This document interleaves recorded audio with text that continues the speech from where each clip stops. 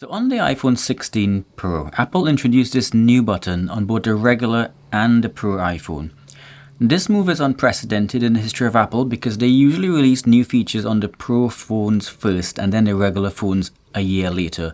So like the Action button and the Dynamic Island are great examples of this. But has Apple hit the jackpot with this camera control button, or have they made a rare misstep? Last weekend, I took my less than 24-hour-old iPhone 16 Pro on a trip to Amsterdam to answer just that question. So let's take a look at how it went. And special thanks to Alexander Drumarina 2527 for suggesting that I cut my nails. That is very good advice. Let's take a close look at this button. It's a real button. It physically depresses, unlike say old school Touch ID buttons. It is flush with the body of the iPhone. It's coated in some kind of glass-like material, so it's glossy and smooth. It works as a regular button, but it's also pressure sensitive, so it can recognize half presses. It's also a touchpad which can detect swipe gestures. This has to be one of the most action-packed buttons I have ever seen on a phone. This is more action than the Action button. So why has Apple done this? Let's see what they say about it. Apple says that with this button you can take total camera control. Apple says this button is going to let you take perfect photos and videos in record time. Now you can take the perfect photo or video in record time. Camera control gives you an easier way to quickly access camera tools. Simply slide your finger to adjust camera functions like exposure or depth of field and toggle through each lens, or use digital zoom to frame your shot just how you like it. So essentially, Apple claims this is going to make you take photos quicker and also access the tools quicker. So the major benefit seems to be speed. But how does this work out in practice? That's exactly what I went to find out. Now the first thing we have to ask ourselves is, do we need this button? What problems for us is this button solving? After using it for a week and on a trip, I kind of have to tend to say none really.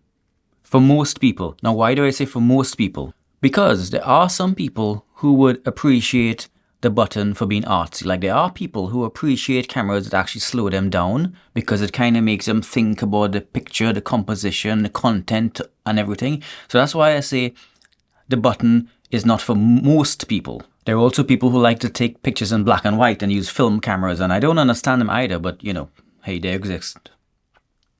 But most people don't want to do these things. And the reason I take my phone with me on vacation instead of my mirrorless camera that I'm filming on is because when I'm on holiday, I don't want to be thinking about dialing in just the right f-stop and just the right shutter speed and composing perfectly. Holiday pictures are pretty spontaneous, and speed is actually important for pictures like that. So if anything, this button slows you down rather than speeds you up, but I can't say that in the ad, right? I think most people just want a trouble-free way of taking a picture, and the camera button actually just gets in the way of that, in ways I will talk about in a minute. But before I talk about that, I just want to talk about how this button fits into the whole Apple philosophy. So throughout the life of Apple, like since the very beginning with Steve Jobs and his Apple computer, right?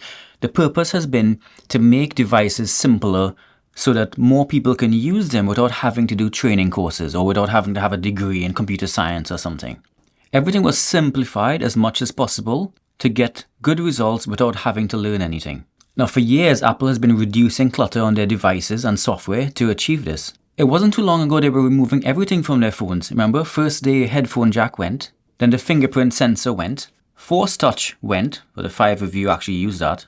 Even the mute switch just last year morphed into a regular button, which they call the Action button. And everyone was basically happy because unlike a laptop, which is for work, a mobile device requires simplicity over being able to adjust 1,001 things. But with the iPhone 16, we've seen a reversal of this approach.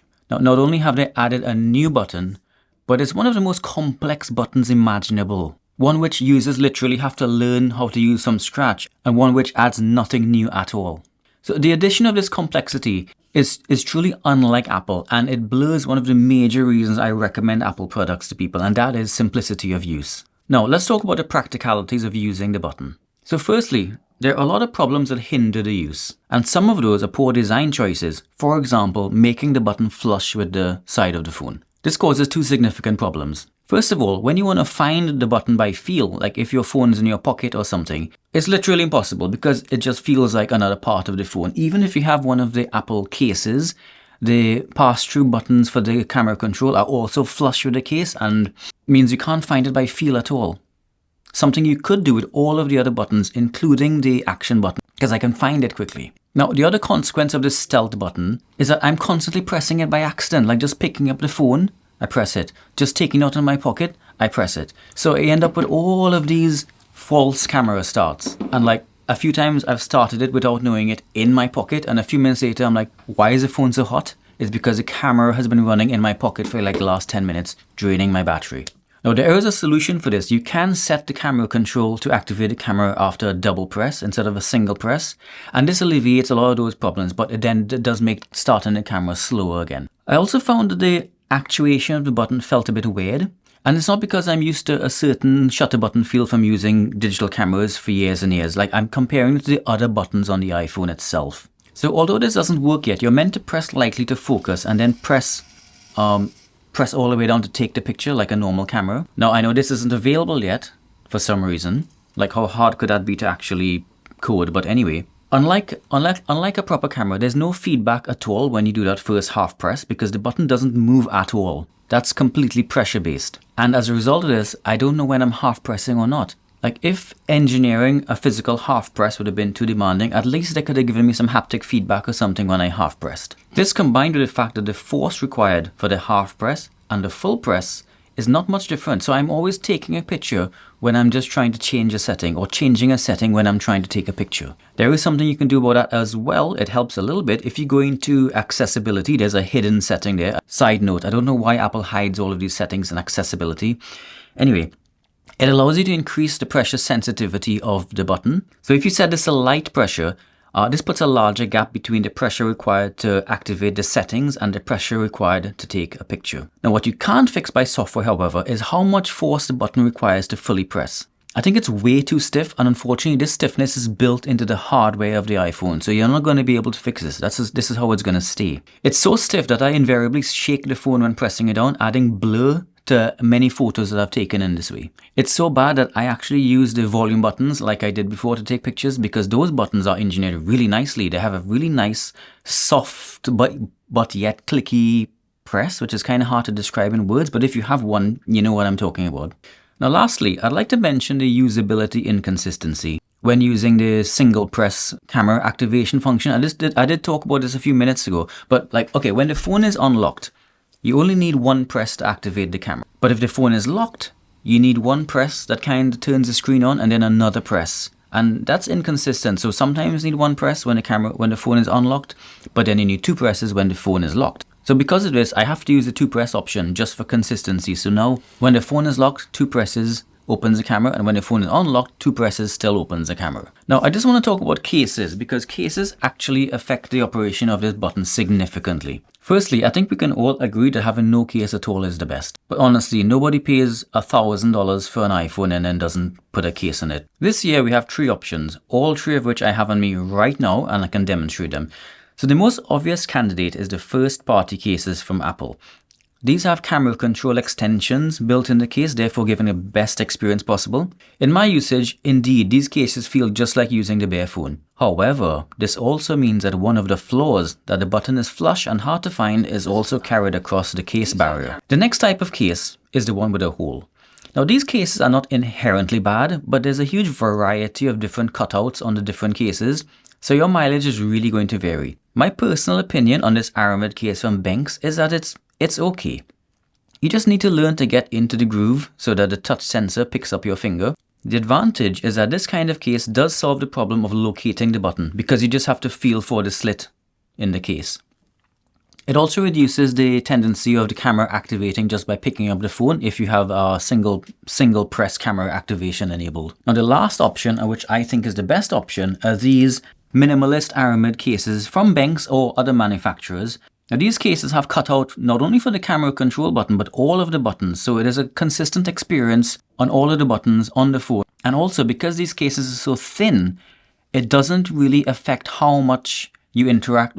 It doesn't affect how your finger interacts with the button much. It feels as if you're using just the bare phone, which we've all agreed previously is the best. These cases offer, in my opinion, all the protection you need also. So one of these is the way that I will be going for my 16 Pro. Not that I'm going to be using the camera control much anyway. So, to conclude, no matter what case you choose, nothing is going to make this button actually more useful. I think this button was ill thought out and a backward step for most iPhone users. So here's the thing, mirrorless professional cameras have loads of buttons because their touchscreens have been crap and their user interface the touch user interface is also crap. iPhones, however, have excellent touchscreens that have evolved for like nearly, a decade and a half now. The UI is really good and easy to use. It's very intuitive on the touchscreen. So we don't actually need so many hardware buttons anymore. Actually, so I've just bought a Sony a7C II, which is what I'm filming on here. Hello. And the touchscreen implementation on this camera is so good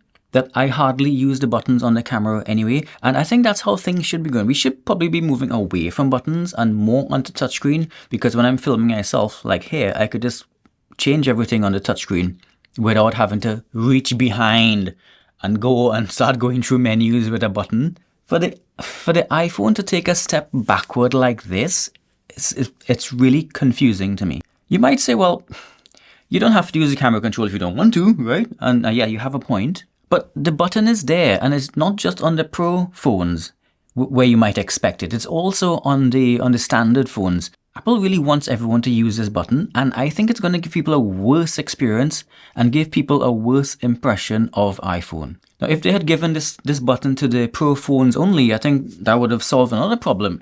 Problem was differentiating the two different phones, because a lot of people on YouTube right now are saying, hey, just buy the standard 16 because it's better value. You get nearly everything that the Pro has. So all I have to say is that I hope Apple can make this button make more sense in the coming year. I mean, we're already waiting on Apple Intelligence and Touch to Focus and all these other things that didn't ship with the iPhone. So we have a lot to look forward to, I guess.